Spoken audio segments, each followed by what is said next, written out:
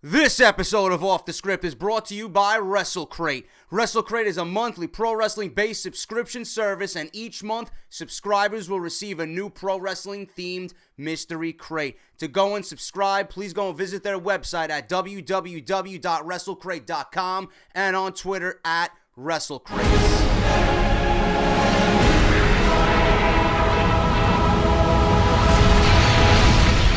What is going on, guys? JD from New York here, and this is WWE Off The Script, episode number 71, part number 2 for your Saturday morning.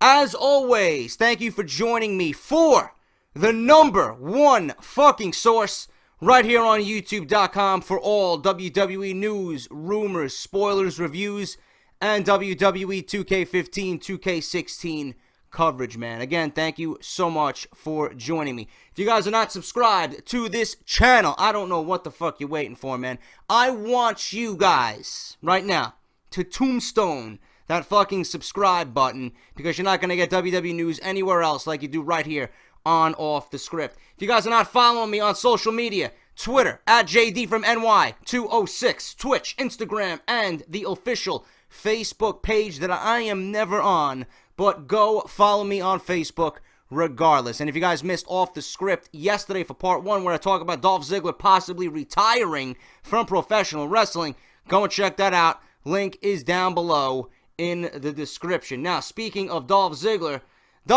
ain't going anywhere, guys. He is not going anywhere. Following the report that I reported here on Off The Script last night, I was in Sears getting my car with an oil change and tire rotation. I was getting service on my car, and you guys are tweeting me, JD, did you hear about the news about Dolph Ziggler? Well, following the report right here on Off The Script, Ziggler ain't going anywhere. The 4-time Intercontinental Champion has re-signed with World Wrestling Entertainment on a multi-year deal.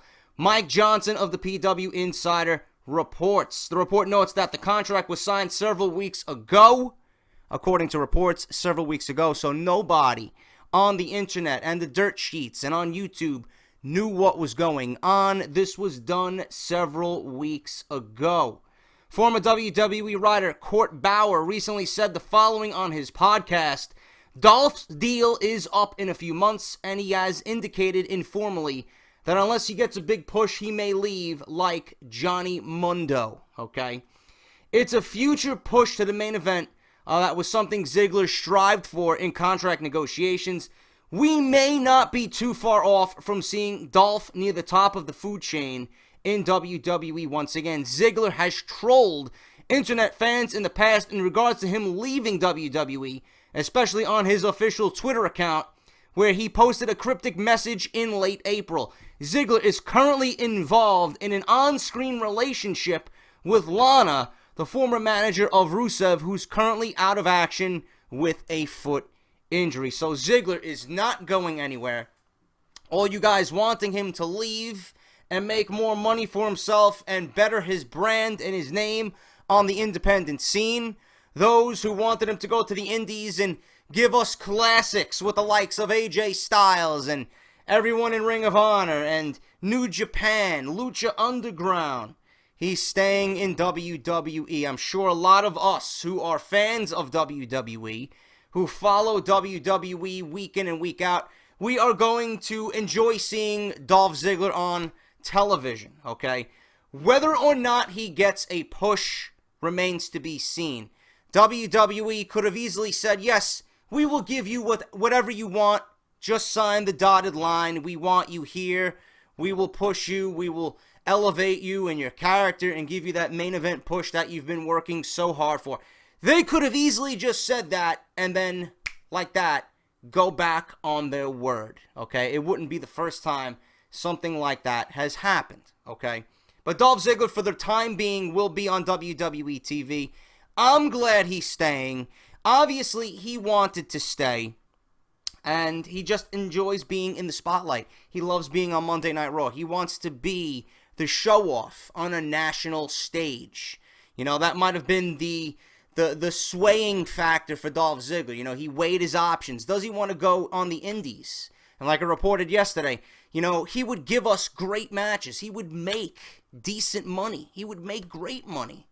But the matches and the style of wrestling that he would have to endure going to a Lucha Underground or a Ring of Honor or a New Japan, yes, it would be great for him and the fans, but the toll on the body is what might be a driving factor that he might stay in WWE. Yes, I know the touring schedule and, the rigorous road schedule and being on the road 300 plus days a year and performing the way he does, etc., etc. Yes, it could be, all in the same, but there's got to be something that he loved about being in WWE that, is making him stay and forced him to sign the dotted line and stay with World Wrestling Entertainment. I hope he gets the push that he wants. He's worked his ass off, and you and I and everybody else has seen that. We've seen the transgression of Spirit Squad Dolph Ziggler to what we see now. He has matured, and the only gripe I have with Dolph Ziggler is that he needs to be a little bit more organic on the microphone. I don't like what he portrays himself to be on the microphone. It sounds a little bit too forced. And for the love of God, like I mentioned yesterday, get this Lana bullshit out of here, man. Ziggler's just got to go in there, show off. Listen, he's the second coming of Mr. Perfect, man. That's what I see in Dolph Ziggler. He can be that good. He can be all the things that Mr. Perfect was not. Mr. Perfect was never a world champion, which is fucking mind-boggling to me. Dolph Ziggler had the taste of that, and it was ripped right out from under him. And I think he deserves another chance with that belt, and I think he deserves a chance with that belt and run with it. So hopefully Dolph Ziggler gets the push that he wants and that he has worked so hard to deserve. But he is with WWE for the time being. He signed a new multi-year deal. Speaking of wrestlers returning to their company, this is a pretty sad situation because it pretty much thwarts all the hope that I had for a Dudley Boys reunion in WWE. The Bully is back in town, folks. According to WrestlingRumors.net, former TNA World Heavyweight Champion Bully Ray is backstage, or was backstage, at this week's Impact Wrestling television tapings.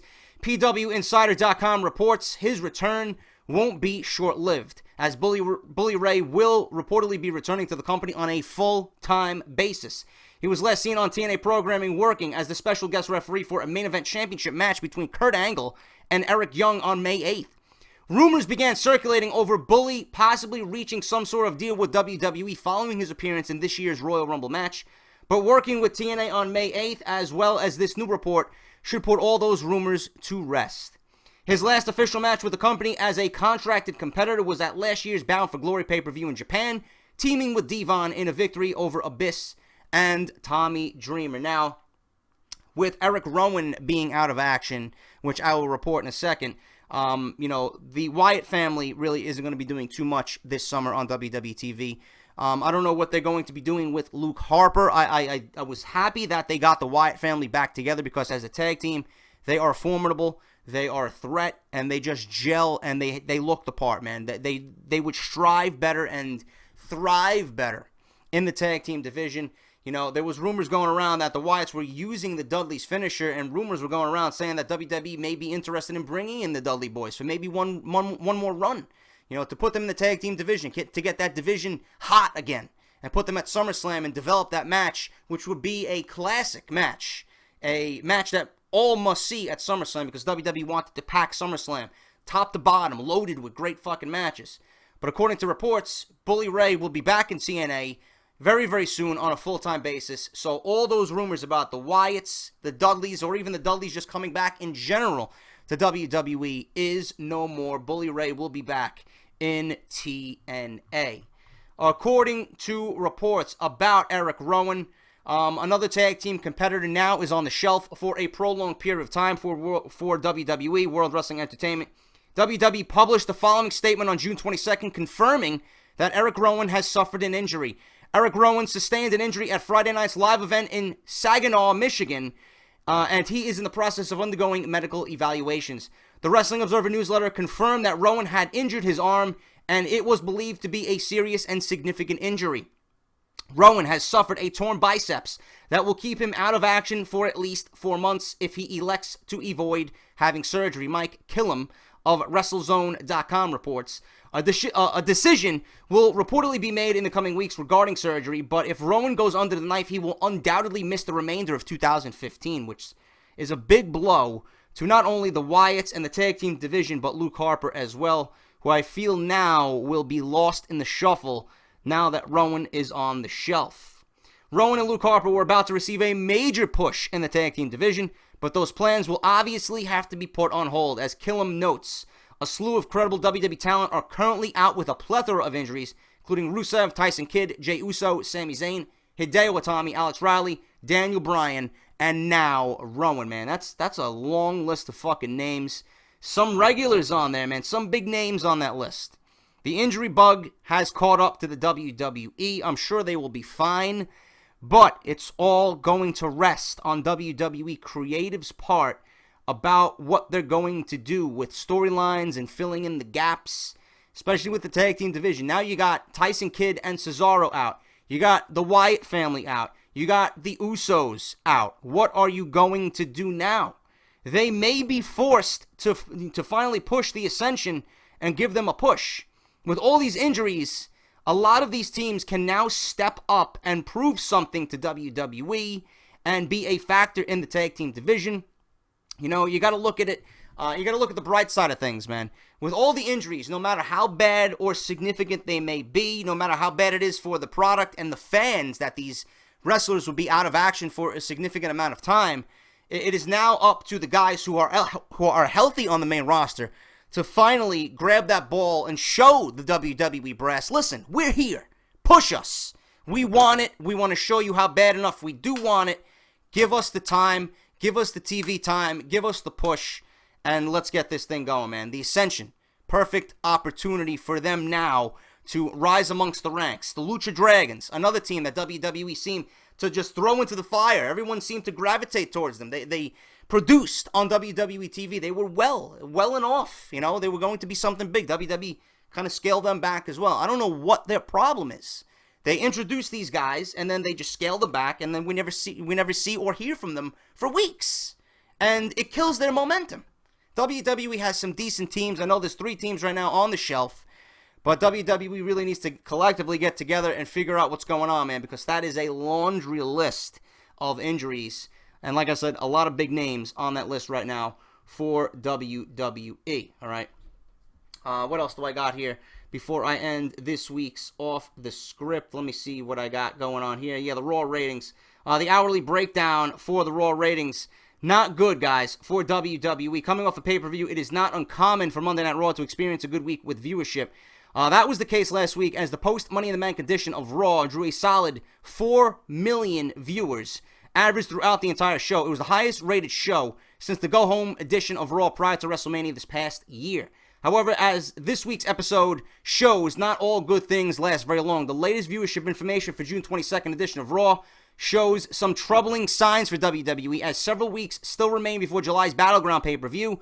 The overall average number for the show comes in at 3.6 million, which is significantly down since last week. It should be noted that the third hour of programming featuring segments with John Cena and Kevin Owens alongside Brock Lesnar confronting Seth Rollins and the Authority. The fact that there was viewership increase as the program went on is good, but the overall number is still drastically lower than the prior week. To put things into comparison, last week's numbers broke down as follows: 4 million, 4.2 million, and hour 3 was 3.9 million. WWE needs to do a better job at getting these storylines across the people, man. It seems rushed. You know, obviously, Vince and whoever else was not backstage due to Tough Enough this past week, and it showed.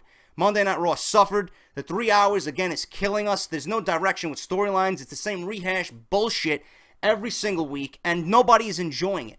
Nobody's enjoying it, and you can tell immediately after hour 1 that Raw is just going to be garbage.